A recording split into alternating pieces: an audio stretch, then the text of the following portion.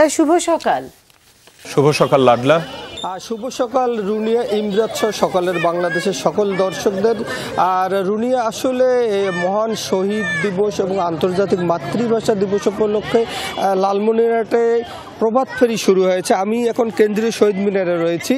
আর এখানে আমি দেখতে পেয়েছি যে রাত 12টা 1 মিনিটে জেলা প্রশাসন আর পুলিশ প্রশাসন, মুক্তিযোদ্ধা আর বিএনপি, জাতীয় পার্টি সহ বিভিন্ন সংগঠন তারা কিন্তু রাতে শহীদ মিনারে শ্রদ্ধা জানিয়েছেন, ফুল দিয়েছেন। এখন কিন্তু প্রভাত ফেরিতে বিভিন্ন অঙ্গসংঘ, বিভিন্ন শিক্ষা প্রতিষ্ঠান সহ বিভিন্ন সংগঠন তারা কিন্তু ফুল দিচ্ছেন। আমরা দেখতে পাচ্ছি যে আসলে সকাল থেকে শুরু হয়েছে এই প্রভাত ফেরির বিভিন্ন কার্যক্রম। তারা আমরা বিভিন্ন স্কুল, কলেজ, বিভিন্ন প্রতিষ্ঠান তারা ফুল দিচ্ছে শহীদ মিনারে, ভাষা শহীদদের শ্রদ্ধা জানাচ্ছেন।